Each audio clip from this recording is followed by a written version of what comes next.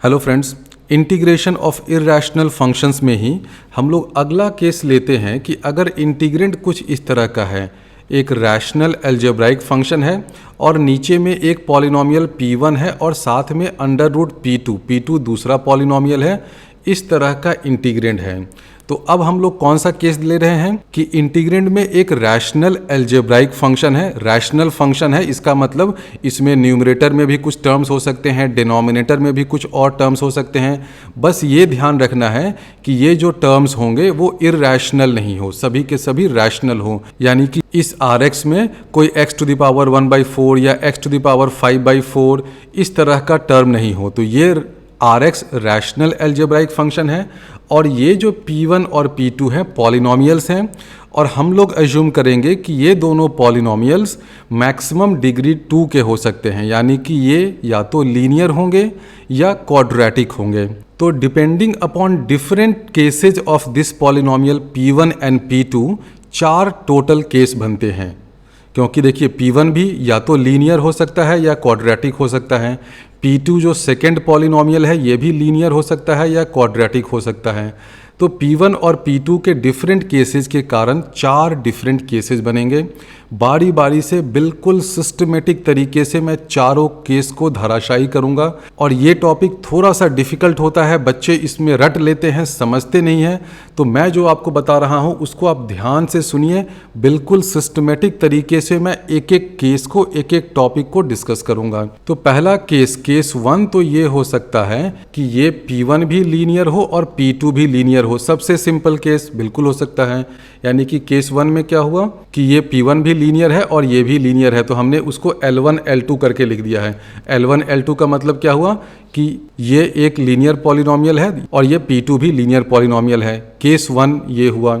और केस 2 क्या हो सकता है? केस 2 ये हो सकता है कि p1 क्वाड्रेटिक हो जाए और p2 अभी भी लीनियर रहे। तो ये पहला 2 केस हुआ। केस 1 तो ये हुआ कि दोनों लीनियर हैं और केस 2 ये हुआ कि p1 क्वाड्रेटिक है, ये वाला चीज़ रूट के बाहर जो है वो क्वाड्रेटिक है और p2 लीनियर है।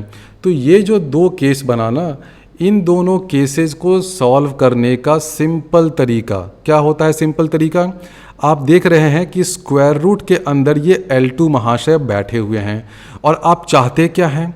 इस तरह के इंटीग्रेंड में आपका main M, main goal, main target क्या होता है कि किसी तरीके से ये जो इंटीग्रेंड है, ये पूरा का पूरा इंटीग्रेंड तो देखिए इस इर्रैशनल टर्म के कारण बर्बाद हो गया है। तो आप चाहते हैं कि इंटीग्रेंड एक रैशनल फंक्शन बन जाए। ये जो स्क्वायर रूट वाला कबाब में हड्डी है, इसको मैं किसी तरह से भगा दूं। तो भगाने का तरीका क्या होता है? बहुत सिंपल है। आप सिंपली ये लीजिए सब्स्टिट्यूशन L2 = t²। तो इन दोनों केस में आप ये सब्स्टिट्यूशन करिए, काम आपका बन जाएगा। तो 2 केस, इन दोनों केस में क्या खासियत है? खासियत ये है कि स्क्वायर रूट के अंदर जो पॉलिनोमियल बैठा हुआ है ये p2, ये क्या है? दोनों केस में लीनियर है। तो अगर स्क्वायर रूट के अंदर बैठा हुआ महाशय अगर लीनियर है तो आप ये सब्स्टिट्यूशन लीजिए कि जो स्क्वायर रूट के अंदर बैठा हुआ है उसको मैं t² अज्यूम कर लूँ, आपका काम बन जाएगा। तीसरा केस क्या हो सकता है? केस 3 की अगर मैं बात करूं तो हो सकता है कि जो p1 है ये लीनियर पॉलिनोमियल हो जाए, इसको मैं L1 कर देता हूं, और ये p2 जो है वो क्वाड्रेटिक हो जाए। तो ये तीसरा केस हुआ और ये थोड़ा सा उससे कॉम्प्लिकेटेड केस है। इस केस को सॉल्व करने के लिए हम लोग क्या करते हैं? इसके लिए सब्स्टिट्यूशन होता है ये कि ये जो L1 है ना, लीनियर वाला टर्म, उसको आप लिख देते हैं L1 = 1/t। तो थर्ड केस में ये सब्स्टिट्यूशन चलता है और थर्ड केस का एक जनरलाइज्ड वर्जन होता है कि ये जो p1 है जो स्क्वायर रूट के बाहर है, अगर ये सिर्फ डिग्री 1 का ना हो करके कुछ इस तरह का हो, x - a⁴ अगर इस तरह का भी हो तो भी आप ये सब्स्टिट्यूशन यूज़ करिए तो काम चल जाएगा। कौन सा सब्स्टिट्यूशन? आपको ये सिर्फ लिखना पड़ेगा x - a = 1/t। तो अगर p1, ये जो p1 है ना पॉलिनोमियल, ये डिग्री 1 का होगा तब तो आप उसको सीधे ऐसे लिख सकते हैं x - a, ठीक है। और किसी भी पॉलिनोमियल को आप मोनिक पॉलिनोमियल तो बना ही सकते हैं ना। मोनिक का मतलब क्या होता है कि जो लीडिंग कोएफिशिएंट है वो 1 हो जाए, क्योंकि मान लीजिए कि आपको दे रखा है 5x - 4, तो आप इसको ऐसे लिख लीजिए ना, 5 को इंटीग्रल के बाहर ले जाइए, आप इसको ऐसे लिख लीजिए, तो हो गया इस तरीके का। तो अभी मैं ये बता रहा हूँ कि अगर इंटीग्रेंड ऐसा भी हो ना, rx रहे कुछ ऊपर में और यहाँ पर x - a⁴ हो जाए और यहाँ पर अंदर में एक क्वाड्रेटिक पॉलिनोमियल हो, ठीक है, तो उस केस में भी आप ये सब्स्टिट्यूशन कर दीजिए, x - a = 1/t, आपका काम हो जाएगा। थर्ड केस में ये वाला जो P1 है वो लीनियर पॉलिनोमियल होता है, तो थर्ड केस को सॉल्व करने के लिए आप क्या करते हैं कि लीनियर पॉलिनोमियल = 1/t हो जाए। और उसी का मैंने एक एक्सटेंशन बता दिया कि अगर यहाँ पर लीनियर पॉलिनोमियल हो लेकिन रिपीटेड हो, यानी कि x - a⁴ हो, तो उस केस में भी अगर आप ये सब्स्टिट्यूशन कर देते हैं x - a = 1/t, तो आपका काम बन जाएगा। यानी कि दोनों केस में सेम सब्स्टिट्यूशन चलता है। यहाँ भी देखिए ये मैंने लिखा है L1 = 1/t, इसका मतलब क्या हुआ कि L1 की जगह तो x - a ही होगा ना, तो x - a = 1/t। तो ये तो 3 केस हो गया। अभी मैं आगे हर केस के करस्पॉन्डिंग 2-3 एग्जाम्पल करूंगा तो और क्लियर हो जाएगा। फोर्थ केस क्या होगा? नेचुरली फोर्थ केस ये होगा कि ये भी क्वाड्रेटिक हो जाए और ये भी क्वाड्रेटिक हो जाए। तो जो फोर्थ केस होता है वो थोड़ा सा कंफ्यूजिंग और डिफ़िकल्ट होता है। फोर्थ केस वाला कोई भी क्वेश्चन मैंने आज तक जेईई एडवांस्ड में भी नहीं देखा है। फोर्थ केस जो है वो काफ़ी कॉम्प्लिकेटेड टॉपिक होता है। इनफैक्ट हायर लेवल्स की बुक में तो फोर्थ केस पे डिटेल एक 2 चैप्टर होता है जिसमें सिर्फ केस 4 को ही डील करते हैं। और जस्ट फॉर कंप्लीटनेस मैं लिख भी देता हूँ कि केस 4 क्या होगा। केस 4 ये होगा कि यहाँ भी क्वाड्रेटिक है और यहाँ भी क्वाड्रेटिक है, एक Q1 हो जाएगा, एक Q2 हो जाएगा। और केस 4 में क्या सब्स्टिट्यूशन करना पड़ता है, अब आप इसको याद बिल्कुल मत करिए क्योंकि इस पे बेस्ड कभी कोई क्वेश्चन नहीं आएगा। फोर्थ केस में आप सब्स्टिट्यूशन अगर ये करिएगा Q2/Q1 = T या Q2/Q1 = T², इन दोनों में से कोई सब्स्टिट्यूशन करने से शायद आपका काम बन जाए। लेकिन ये जो फोर्थ केस है ना, बहुत ही कॉम्प्लिकेटेड, लेंदी और डिफ़िकल्ट होता है। तो जेईई एडवांस लेवल पे तो आपको ये फोर्थ केस नहीं करना है। इस फोर्थ केस का एक बहुत ही स्पेशल केस होता है जो मैं अभी आपको बता दूंगा। तो ये क्लियर होगा। 3 केस तो सबको समझ में आ रहा होगा, केस 1, केस 2, केस 3। तीनों केस में क्या होना है, कैसे होना है, बिल्कुल क्लियर होगा। फोर्थ केस जो मैंने अभी आपको बताया वो जस्ट मैंने आपको चलते चलते बता दिया है, लेकिन जेईई एडवांस लेवल पे आप इसके बारे में बिल्कुल भी मत सोचिए। फोर्थ केस का एक स्पेशल केस ये हो सकता है कि ये जो क्वाड्रेटिक पॉलिनोमियल Q1 है और जो Q2 है वो इस तरह का क्वाड्रेटिक पॉलिनोमियल है कि उसमें x का कोई टर्म नहीं है। यानी कि किस तरह का क्वाड्रेटिक पॉलिनोमियल होगा। फोर्थ केस में आप ये मान लीजिए कि अगर इंटीग्रल ऐसा है dx/ax² + b, देखिए ये भी क्वाड्रेटिक है, लेकिन कैसा क्वाड्रेटिक है, इसमें कोई भी x का टर्म नहीं है। और रूट के अंदर भी एक क्वाड्रेटिक है, लेकिन वो भी इस तरह का है cx² + d। तो ये हमने फोर्थ केस का एक स्पेशल केस लिया है। और अगर ऐसा इंटीग्रेंड आपको मिल जाए तो इसको सॉल्व करने के लिए सब्स्टिट्यूशन जो लगता है वो ये लगता है। आप इस केस में ये सब्स्टिट्यूशन करिए x = 1/t, तो आपका काम चल जाएगा। ठीक है, तो ये मैंने फोर्थ केस का एक छोटा सा स्पेशल केस आपको बता दिया। तो ये डिटेल चार्ट हो गया सब्स्टिट्यूशन का कि कब आपको कौन सा सब्स्टिट्यूशन करना है जिससे इंटीग्रल सॉल्व हो जाए। तो इंटीग्रल्स के ज़्यादातर क्वेश्चन जिसमें रूट अंडर कोई क्वाड्रेटिक या लीनियर एक्सप्रेशन हो, आप इस चार्ट से सॉल्व कर सकते हैं। कुछ क्वेश्चंस होते हैं जो इससे भी नहीं सॉल्व होंगे। वैसे क्वेश्चंस के लिए एक मास्टर सब्स्टिट्यूशन होता है जिसको कहते हैं आयलर सब्स्टिट्यूशन। अब वो जो आयलर सब्स्टिट्यूशन है बहुत ही कंफ्यूजिंग टॉपिक होता है, इसलिए मैं वो चीज़ तो आपको नहीं पढ़ाऊंगा, लेकिन मैं आपको उससे ही मिलता जुलता एक और सब्स्टिट्यूशन बताऊंगा जो आयलर सब्स्टिट्यूशन से बहुत ही आसान होता है, बहुत ही सिस्टमेटिक होता है, बहुत ही लॉजिकल होता है। और जो काम आप आयलर सब्स्टिट्यूशन से कर सकते हैं वो मेरे वाले सब्स्टिट्यूशन से भी कर सकते हैं, और वो रिलेटिवली ज़्यादा आसान होता है। तो पहले तो हम लोग इन सारे सब्स्टिट्यूशन पे बेस्ड कुछ क्वेश्चन सॉल्व करेंगे, और लास्ट में मैं अपना एक रामबाण इलाज दूंगा कि दुनिया का कोई भी इंटीग्रेंड हो जो इस तरह का हो, रूट अंडर कोई क्वाड्रेटिक हो, कैसा भी फंक्शन हो, आप उन 2 सब्स्टिट्यूशन का यूज़ करके कोई भी क्वेश्चन सॉल्व कर सकते हैं। तो कुछ बच्चे बोल सकते हैं कि आप सीधे वही 2 सब्स्टिट्यूशन क्यों नहीं बता देते हैं, फालतू में क्यों मुझे ये 4 सब्स्टिट्यूशन रटवा रहे हैं। वो मैं इसलिए कर रहा हूँ कि वो जो 2 सब्स्टिट्यूशन है ना, बिल्कुल समझिए कि वो मिलिट्री टैंक है, तोप टाइप की चीज़ है। उन सब्स्टिट्यूशन का यूज़ करके आप इस तरह के हर क्वेश्चन को सॉल्व कर सकते हैं, लेकिन उन सब्स्टिट्यूशन का अगर आप यूज़ करेंगे तो क्वेश्चन जनरली लेंदी हो जाता है।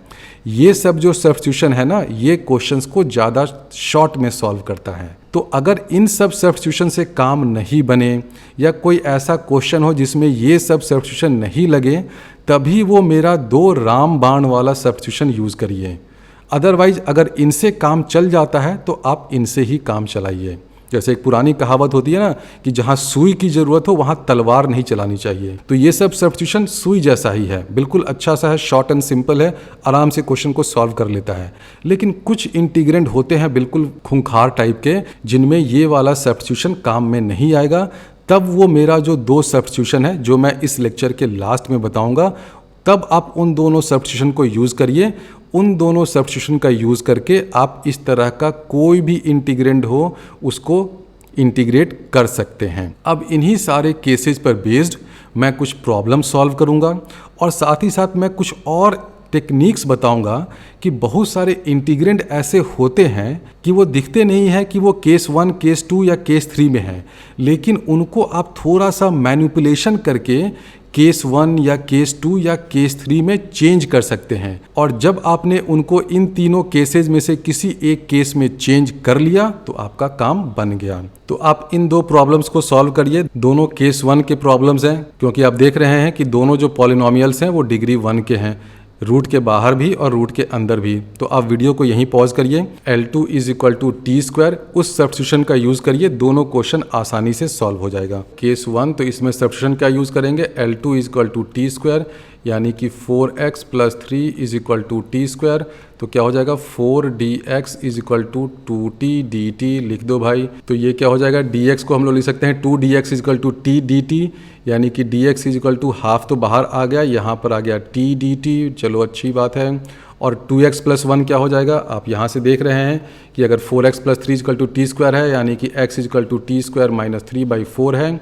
तो 2x + 1 आप इसको सॉल्व करिएगा तो t के टर्म्स में ये हो जाएगा t² - 1/2, और ये क्या आ जाएगा, √4x + 3 हो जाएगा t। तो ये हो गया integrand in terms of t। तो ये t और ये t कैंसिल हो गया, ये 2 और ये 2 कैंसिल हो गया।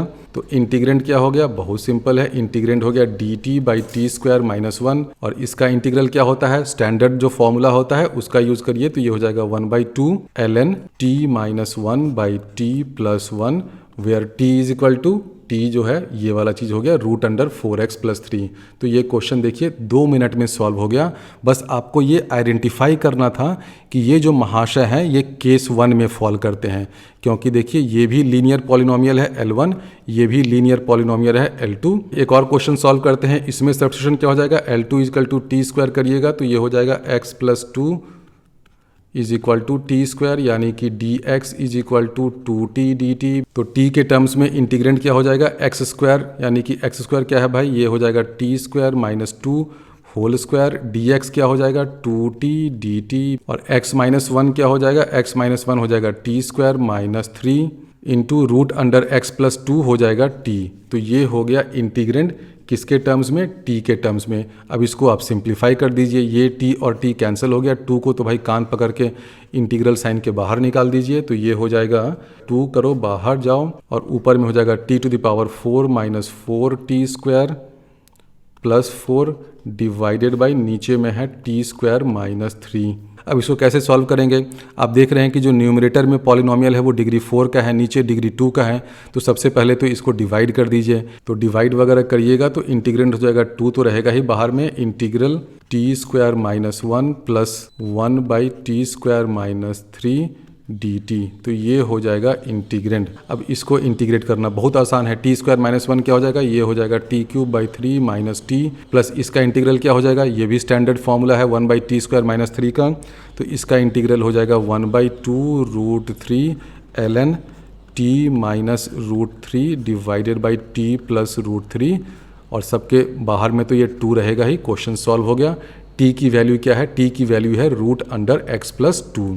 अब कभी कभी ये होता है कि जो इंटीग्रेंड है वो एग्जैक्टली केस 1 जैसा दिखता नहीं है। केस 1 में इंटीग्रेंड कैसा होना चाहिए, इस तरह का कुछ होना चाहिए dx, और यहाँ पर एक लीनियर पॉलिनोमियल L1 और यहाँ पर रूट अंडर L2 होना चाहिए। और आप चाहें तो ऊपर में भी एक रैशनल फंक्शन डाल दीजिए, तो चलिए मैंने r डाल दिया। तो केस 1 क्या होता है, इस तरीके का होता है। तो बहुत बार आपको कुछ ऐसा इंटीग्रेंड मिल जाएगा जो लगेगा नहीं कि ये केस 1 का है, लेकिन अल्टीमेटली होगा केस 1 टाइप का ही। मैं कुछ एग्जाम्पल्स आपको देता हूँ। फॉर एग्जाम्पल मान लीजिए कि इंटीग्रेंड ऐसा है साइन थीटा डी थीटा, ठीक है भाई, और L1 में नीचे कर देते हैं a cos theta plus b, बिल्कुल सही, और L2 में कर देते हैं p cos theta plus q। तो देखिए इस तरह का क्वेश्चन कभी आपसे पूछ सकता है। तो क्या ये इंटीग्रेंड केस 1 का है? बिल्कुल है। आप देखिए ना यहाँ से, अगर मैं cos थीटा को t मान लूँ तो क्या हो जाएगा, या t क्यों, आप इसको x ही मान लीजिए।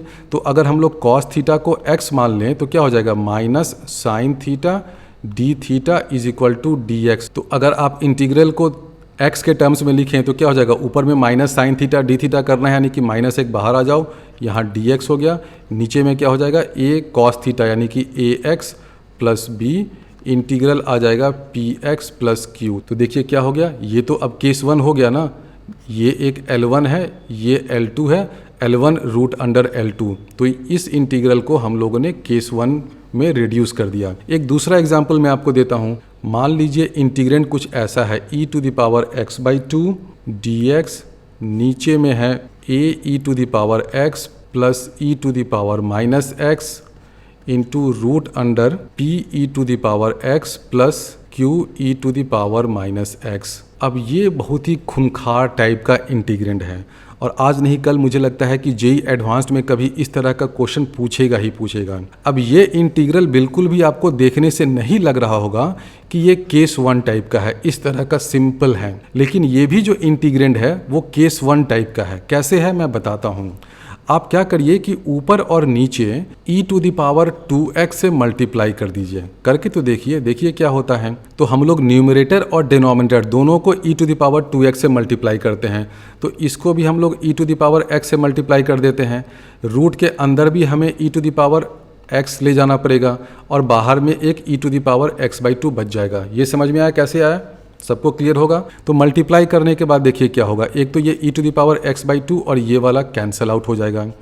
अब आप क्या करिए कि e to the power 2x को y मान लेते हैं, ठीक है। तो इससे क्या आ जाएगा, 2e to the power 2x dx is equal to क्या हो जाएगा, dy हो जाएगा। तो इंटीग्रल क्या हो जाएगा, देखिए क्या होगा, e to the power x/2 को तो ऑलरेडी हमने इससे कैंसिल आउट कर दिया, तो बचा क्या ऊपर में, e to the power 2x into dx। तो इसको हम लोग dy/2 लिख सकते हैं, बिल्कुल लिख सकते हैं। तो हाफ आ गया बाहर, ऊपर में आ गया dy। अब यहाँ पर क्या होगा, ये देखिए कितना ट्रिकी चीज़ और कितना अच्छा है। e to the power x से आप इसको मल्टीप्लाई कर रहे हैं, तो ये क्या हो जाएगा, a e to the power 2x। अच्छा, यहाँ पर मैंने a e to the power x plus e to the power minus x लिया था। यहाँ पर अगर b भी हो जाए तो भी कोई फर्क नहीं पड़ता है। यहाँ पर मैं b कर देता हूँ मोस्ट जनरल केस के लिए। तो पहला एक्सप्रेशन क्या हो जाएगा, a y प्लस b। आपने e to the power x से मल्टीप्लाई किया है इस फर्स्ट एक्सप्रेशन को, तो हो जाएगा a e to the power 2x e to the power 2x y, तो हो गया ay प्लस ये हो गया b, तो ए वाई प्लस बी। और ये सेकेंड वाला टर्म क्या होगा, रूट के अंदर जो महाशय है वो क्या हो जाएगा, ये हो जाएगा root under p e to the power 2x यानी कि पी वाई प्लस क्यू। तो देखिए अब ये इंटीग्रल कैसा बन गया, ऐसा बन गया। अब क्या ये केस 1 का है इंटीग्रल, बिल्कुल है। अब इस इंटीग्रल को सॉल्व करने के लिए आपको क्या करना पड़ेगा, कुछ नहीं, आपको सिर्फ लेना पड़ेगा कि p y plus q is equal to t square, क्योंकि केस 1 की क्या पहचान होती है, केस 1 में तो यही करना होता है ना, L2 is equal to t square. तो देखिए ये कितना खूंखार सा एक इंटीग्रल था, उसको आप थोड़ा सा मैनिपुलेशन करेंगे, ऊपर नीचे e to the power 2x से मल्टीप्लाई किया तो ये इस फॉर्म में बन गया, ये केस 1 का फॉर्म हो गया। अब मैं इस तरह के हर क्वेश्चन का आपको कॉन्सेप्ट समझा रहा हूँ, बेसिक फंडामेंटल आइडिया बता रहा हूँ कि इस तरह के क्वेश्चंस में, इस तरह के इंटीग्रेंड में क्या मैनिपुलेशन करना पड़ेगा। एक और इंटीग्रेंड मैं आपको बताता हूँ जिसको केस 1 में रिड्यूस कर सकते हैं। मान लीजिए कि इस तरह का है dx divided by x, ln है और यहाँ पर है ax to the power b root under ln cx to the power d। ये मान लीजिए कि आपको इंटीग्रेट करने के लिए दे दें। ln a x to the power b है, इसको थोड़ा सा अगर मैं खोल कर लिखूं तो ये क्या हो जाएगा, ln a plus b ln x बिल्कुल हो जाएगा। और ये चीज़ क्या हो जाएगा, ln c plus d ln x। ln a क्या होगा, कोई कांस्टेंट होगा, इसको हम लोग a1 लिख सकते हैं। ln c क्या होगा, ये भी कोई कांस्टेंट होगा, इसको हम लोग c1 लिख सकते हैं। और अब आप क्या करिए कि ln x को y मान लीजिए। तो जैसे ही ln x को y मानेंगे तो क्या हो जाएगा, ln x is equal to y, यानी कि dx by x is equal to d y. और यहाँ देखिए dx बाई एक्स तो आपके लिए इंतज़ार कर रहा है। तो ये इंटीग्रेंट क्या हो जाएगा, dy डिवाइडेड बाई a1 प्लस बी वाई, यानी कि ये लीनियर फॉर्म में हो गया। तो ये सब मैनिपुलेशन करेंगे तो देखिए क्या होगा, इंटीग्रल हो जाएगा dy, नीचे में हो जाएगा a1 प्लस बी वाई, ये पहला टर्म, और दूसरा टर्म हो जाएगा c1 प्लस डी वाई। तो अब क्या ये इंटीग्रल, ये वाला इंटीग्रल केस 1 जैसा लग रहा है, बिल्कुल लग रहा है। L1 ये हो गया a1 प्लस बी वाई, L2 ये हो गया c1 plus d Y, L1 root L2 के फॉर्म में आ गया। तो अब इसको कैसे सॉल्व करिएगा, बहुत सिंपल है, c1 plus d y is equal to t square कर दीजिए, अब ये सॉल्व हो जाएगा। केस 1 में रिड्यूस होने वाला एक और इंटीग्रेंट होता है इस तरह का, मान लीजिए कि यहाँ पर ऊपर में आपको साइन थीटा डी थीटा दे रखा है, और नीचे में है a cos square theta plus b sine square theta, ये है, और आगे है root under p cos square theta plus q sine square theta. तो ये भी देखिए एक खूंखार टाइप का इंटीग्रेंट लग रहा है। किसी भी एंगल से आपको ये लग नहीं रहा होगा कि ये वाला जो इंटीग्रेंट है इस केस में रिड्यूस हो जाएगा, लेकिन ये भी जो खूंखार इंटीग्रेंट है इस केस में रिड्यूस हो जाएगा। तो इसी तरह के क्वेश्चंस जेईई एडवांस्ड लेवल में पूछे जा सकते हैं। आप इस इंटीग्रेंट के न्यूमरेटर और डिनोमिनेटर दोनों को सेक क्यूब थीटा से मल्टीप्लाई कर दीजिए। अब आप कहिएगा कि ये सब आपको सपना कहाँ से आता है कि इसको इससे मल्टीप्लाई कर दो या उससे कर दो। तो ये सब एक्सपीरियंस से आता है। आप देख रहे हैं कि यहाँ पर cos square theta plus sign square theta कुछ कुछ चहलकदमी कर रहा है, और यहाँ पर रूट के अंदर भी cos square theta sine square theta है। तो अगर मैं सिर्फ इस फर्स्ट ब्रैकेट को सेक स्क्वायर थीटा से मल्टीप्लाई करूँ तो मुझे टैन स्क्वायर थीटा प्लस ए टाइप्स में कुछ मिल जाएगा। और ये क्योंकि रूट के अंदर है, इसका मतलब ये जो सेकेंड एक्सप्रेशन है कॉस थीटा और साइन थीटा में डिग्री 1 का है, तो मुझे केवल एक सेक थीटा चाहिए। रूट के अंदर ये जाएगा तो सेक स्क्वायर थीटा बन जाएगा, और अंदर जा कर के वो इस कॉस स्क्वायर थीटा को कैंसिल आउट कर देगा। और न्यूमरेटर में क्या होगा, sine theta into sec theta, एक तो टैन थीटा बन जाएगा, और फिर tan theta into sec square theta आ जाएगा, जो आपको नीचे वाले टैन स्क्वायर थीटा का डिफरेंशियल कोएफिशिएंट मिल जाएगा। तो ये सब थॉट प्रोसेस आपके दिमाग में चलना चाहिए। थोड़ा सा 2 स्टेप आगे की सोचना चाहिए कि अच्छा मैं ऐसे कर दूं तो ऐसा हो जाएगा, तो ऐसा हो जाएगा। तो इसको आप ऐसे करिए, ऊपर को मल्टीप्लाई करिए सेक क्यूब थीटा से। अब नीचे भी सेक क्यूब थीटा से मल्टीप्लाई करना है, तो मैं जो पहला वाला ब्रैकेट है उसको करता हूँ सेक स्क्वायर थीटा से मल्टीप्लाई, और जो सेकेंड वाला टर्म है उसको करता हूँ सेक थीटा से मल्टीप्लाई। लेकिन अंदर जब ये रूट के जाएगा तो वो सेक थीटा जो है वो सेक स्क्वायर थीटा बन जाएगा। न्यूमरेटर और डिनोमिनेटर दोनों को सेक क्यूब थीटा से मल्टीप्लाई किया तो ऊपर में क्या आएगा, ऊपर में आपको मिल जाएगा tan theta into sec square theta. नीचे में क्या हो जाएगा, ये sec square theta cos square theta से मल्टीप्लाई करे होगा तो ए बन जाएगा, तो हो जाएगा a plus b tan square theta. और ये रूट के अंदर क्या महाशय होंगे, cos square theta into sec square theta 1, यानी कि आ जाएगा p plus q tan square theta. तो अब देखिए कि आपको कुछ मिल रहा है। अगर हम लोग टैन स्क्वायर थीटा को y मान लें या x मान लें तो इसका डिफरेंशियल कोएफिशिएंट तो देखिए ऊपर में मौजूद है। टैन स्क्वायर थीटा का डिफरेंशियल कोएफिशिएंट क्या होगा, 2 tan theta sec square theta d theta. तो यहाँ पर सिर्फ 2 का ही फैक्टर बचा ना, तो यहाँ पर 2 कर दीजिए, यहाँ 1/2 कर दीजिए, तो ऊपर में आपको डी वाई मिल जाएगा। अब आप सब्स्टिट्यूशन यूज़ करिए, tan square theta is equal to x, तो क्या हो जाएगा 2 tan theta into sec square theta d theta is equal to d x. तो ऊपर वाला क्या हो जाएगा, ऊपर वाला हो जाएगा डी एक्स बाई 2, यानी कि 1/2 भाई तुम बाहर जाओ, और नीचे में क्या हो जाएगा a प्लस बी एक्स, अरे वाह लीनियर बन गया, into root under p plus q x. तो देखिए ये वाला जो खूंखार सा इंटीग्रेंट था वो भी घूम फिर करके इस फॉर्म में आ गया, L1, ये एक linear expression L1 root L2। अब इसको कैसे सॉल्व करिएगा? बहुत सिंपल है, L2 is equal to t square, वो वाला सब्स्टिट्यूशन लीजिए, यानी कि फाइनली आपको सब्स्टिट्यूशन फिर से लेना पड़ेगा, P plus q x is equal to t square, तब जाकर आप इस इंटीग्रल को सॉल्व करिएगा। तो इस तरह के क्वेश्चंस में 2 बार आपको सब्स्टिट्यूशन लेना पड़ता है। पहले तो आपने tan square theta is equal to x लिया, वो सब करने के बाद ये जो इंटीग्रेंड आया ये केस 1 का बन गया, केस 1 का ये इंटीग्रेंड हो गया, तो आप ये सब्स्टिट्यूशन करिए P plus q x is equal to t square, तो उससे आपका काम बन जाएगा। अब अगले लेक्चर में हम लोग केस 2 से रिलेटेड कुछ क्वेश्चन सॉल्व करेंगे और कुछ इंटीग्रेंड देखेंगे जिनको हम लोग केस 2 के फॉर्म में रिड्यूस कर सकते हैं।